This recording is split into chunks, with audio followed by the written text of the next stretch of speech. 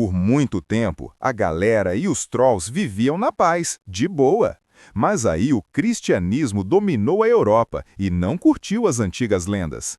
O rei Olaf da Noruega mandou seus soldados darem um arrasta para cima nos trolls, tirando eles das cavernas e expondo-os ao sol, o que os transformou em pedra.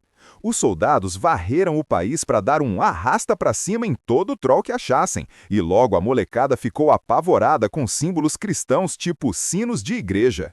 Esse massacre deixou o lugar sem nem sinal de um troll. Essa história foi contada para uma mina quando ela era criança, antes de dormir, o que a inspirou a virar paleontóloga. 30 anos depois, nas montanhas Jotunheimen, um cara misterioso entra numa cabana. Enquanto ele dá uma olhada, é atacado pela Nora, que começa a dar uns tapas nele e até se prepara para dar uma facada. Mas ela para quando vê que é o colega dela, o Andrés. Ele repara que tem um monte de livros sobre mitos na mesa e fica curioso para saber que pesquisa ela está fazendo agora, mas ela não abre o bico. O Andrés veio pedir a ajuda da Nora, já que há 3 anos o conhecimento dela ajudou o exército a dar um arrasta para cima num troll gigantesco que acharam nas montanhas. Ela até fez parte da comissão de trolls, mas pulou fora quando viu que o governo novo era igualzinho ao corrupto anterior. Agora ela está com uma medida restritiva para não chegar perto do palácio. Entre as coisas dela, ele acha o livro dele, e a Nora agradece por ele ter dedicado ao pai dela, que mandou de arrasta para cima no último ataque de troll. O Andrés manda a real que o pai dela ia curtir ver o que ele achou, e a Nora finalmente aceita ir com ele. Durante o voo de helicóptero, o Andrés faz a Nora assinar um termo de confidencialidade. Em vez do nome, ela escreve Tiny Trolley Molly. Eles chegam na usina de força de Moa e encontram os professores Moller e Wangel, que também estavam por lá no último ataque de troll. Os professores levam a Nora para baixo num túnel, contando sobre as operações de sabotagem aliadas durante a Segunda Guerra. Eles alegavam que era uma corrida para desenvolver a primeira bomba atômica, mas isso era só fachada para buscar o U2, um troll gigante que agora aparece na frente da Nora. Vários cientistas estão pesquisando esse troll e luzes UV foram instaladas em volta dele para segurança. A líder do projeto e bióloga evolutiva Marion se apresenta e revela que não queria a Nora metida nisso. O Andrés diz que o projeto não estava evoluindo e ia ser cancelado, então ele teve que agir. A Marion explica que o troll está hibernando e o único sinal de vida é o pulso, mas o DNA dele tem mais coisa em comum com plantas do que com humanos. Aí o Andrés leva a Nora para um escritório onde eles encontram a Sigrid, que também participou da última aventura deles. O Andrés e a Sigrid se enrolaram e agora ela está grávida. Nessa sala tem milhares de textos antigos sobre trolls, incluindo a lei original de trolls do Olaf, de 1030. Falta um pedaço, mas parece ser para expulsar os trolls das terras dele. O grupo está preocupado que possa ter mais trolls escondidos no país e querem estar preparados para um outro ataque. Então eles precisam da ajuda da Nora. Sem saber o que fazer, a Nora diz que precisa ir no banheiro e sai, mas na verdade volta para a sala com o U2. Ela pega o elevador para a plataforma mais alta e toca o nariz dele, começando a cantarolar. A Nora fica decepcionada quando nada acontece, mas o computador principal detecta uma mudança nos sinais vitais. Quando ela está para sair, o U2 acorda e olha para ela. A galera corre para a sala enquanto o troll começa a se mexer, só para descobrir que ele está acorrentado. O Moller manda o guarda ligar as luzes UV, mas a Marion não quer dar um arrasta para cima no troll, então ela derruba café nos controles. A máquina solta faíscas e as luzes param de funcionar. Enquanto a Nora entra no elevador, todo mundo no prédio se apavora e sai correndo. O U2 quebra as correntes e atinge o elevador, mandando a cabine para longe. A Nora se segura e consegue sobreviver quando o elevador escorrega no chão, embora o Andrés tenha que abrir e ajudar ela a sair. O Moller vê uma amostra de troll rolando perto dele e pega antes de sair correndo também. O U2 já está avançando pelo laboratório e pisa no Wangel, dando um arrasta para cima na hora. O Andrés e a Nora encontram a Sigrid e a Marion nas escadas e correm para a saída de emergência. Naquele momento, o U2 destrói o prédio para sair e olha fixo para o grupo por um segundo antes de sair andando. Minutos depois, um helicóptero leva o time para uma base aérea em Rig, onde encontram outro amigo da aventura anterior, o Chris, que foi promovido a major. Enquanto esperam numa sala de conferências, a Nora começa a discutir com a Marion por não ter cuidado melhor do U2. Eles são interrompidos pela chegada do primeiro-ministro Brinchman, que diz que sempre achou o projeto arriscado demais. A Marion ainda quer capturar o Troll para pesquisa, enquanto a Nora manda ver que o U2 não tem como controlar as forças da natureza. O Brinchman adoraria continuar a pesquisa, mas a prioridade dele é salvar a galera dele. Então a Nora fica bolada porque da última vez eles mandaram de arrasta pra cima em um Troll inocente. Aí o Brinchman revela que perdeu o irmão naquele ataque e não quer dar o mesmo vacilo. Depois da reunião, o Andreas vê a Nora segurando um pedaço de pedra. É parte do último Troll que eles mandaram de arrasta pra cima, e ela carrega como lembrete dos erros dela. O Andreas revela que fez o mesmo e diz que as pessoas evoluem com os erros para poderem continuar na luta. Se sentindo motivada, a Nora puxa o Andreas para a reunião do Chris com a equipe dele. Ele dá as instruções de como eles vão atacar o Troll e manda a galera se preparar. A Nora tenta pedir para o Chris deixar ela ir, e o Chris diz que não. Aí a Nora muda a ideia dele, dizendo que ele deve isso ao pai dela, que foi mandado de arrasta para cima pelo último Troll. A Marion também se junta a eles, e o Chris mostra que o exército equipou os helicópteros deles com luzes UV para caçar Trolls. Enquanto isso, numa estação de esqui, o Buskerud, a galera tá se divertindo, bebendo e dançando. De repente, o prédio começa a balançar e a bola de discoteca cai no meio da pista. A multidão ouve uns rugidos antes que o U2 arranque o teto e dê uma espiada lá dentro. Todo mundo tira fotos até que o U2 solta um rugido e alcança lá dentro, fazendo todo mundo entrar em pânico e correr. Os convidados começam a se machucar empurrando uns aos outros e pedaços do prédio começam a cair. O U2 continua tentando pegar o máximo de pessoas que consegue para comer sem nem mastigar. Logo, os helicópteros chegam e ligam as luzes UV. Voando perto do Troll, eles queimam vários pontos no corpo dele. Eles conseguem fazer isso 2 vezes antes que o U2 jogue um poste elétrico neles, causando danos graves a um dos helicópteros. O Chris verifica o colega piloto, que diz que foi uma honra lutar com ele. O helicóptero dele então cai e explode numa explosão grande que manda de arrasta para cima em todos lá dentro. O Chris fica furioso e sedento por vingança, mas o helicóptero dele também recebeu uns danos, e a Nora diz para ele não fazer nada de burrice. Enquanto o Chris olha fixo para o inimigo dele, o U2 decide ir embora. Depois, o Chris se aproxima do local da queda para dizer algumas palavras. A Marion não acredita que os Trolls eram tão cruéis, mas a Nora esclarece que o último não era assim, ele só queria voltar para casa. Ela pensa que eles se comportaram assim porque os humanos têm maltratado eles por anos. O Andreas pergunta se eles poderiam se comunicar com o U2 e a Nora diz que conhece alguém que pode ajudar. Em Lear, um cara que perdeu a casa no último ataque finalmente terminou de consertar. De repente, a mesa balança e o cachorro dele late feito louco. Logo, o U2 aparece e pisa na casa, destruindo ela de novo. Nas montanhas Dovrefell, o grupo chega a uma área militar restrita e acha um pedaço de cerca para passar. Eles entram numa caverna antiga e o Andreas acha uma substância grudenta na parede. A Nora explica que isso é um fosso de caça que foi usado para dar um arrasta para cima no Rei Troll. Eles sequestraram o filhote dele e o esconderam lá para atrair o rei para a morte. Tem símbolos cristãos esculpidos nas rochas para causar o máximo de dano. A Nora diz que o Rei Troll sobreviveu à armadilha.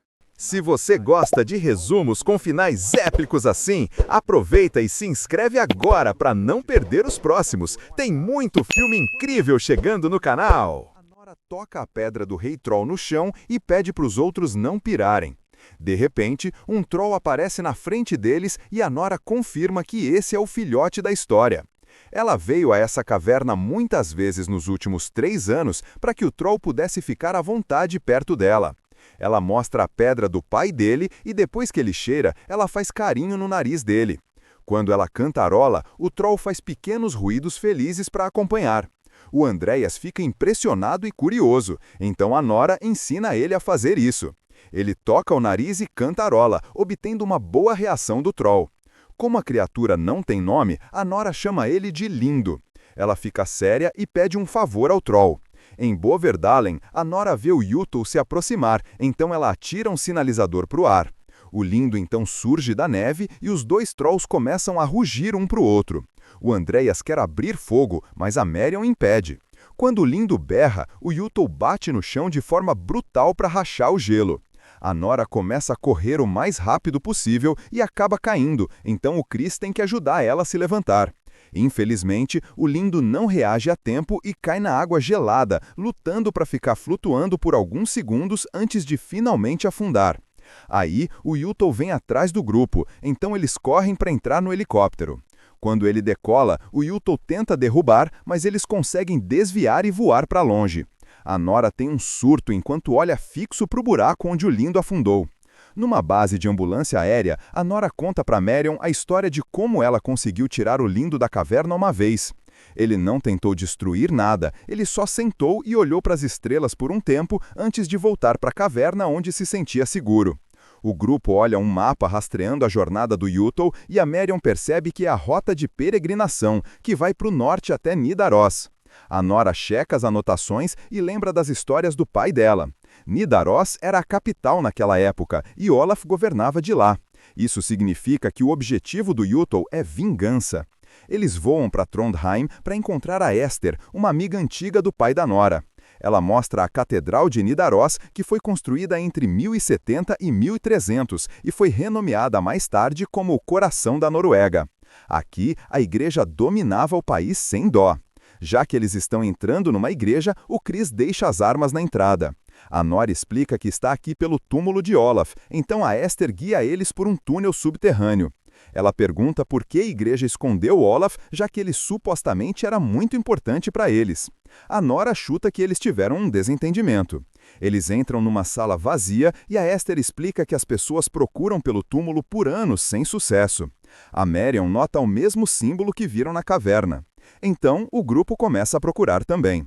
Eles encontram um mural de Olaf numa parede e quando o Andreas toca, um pequeno pedaço cai e deixa um buraco no estômago de Olaf. A Esther lembra que durante a batalha final, Olaf foi ferido na barriga, na coxa e no pescoço.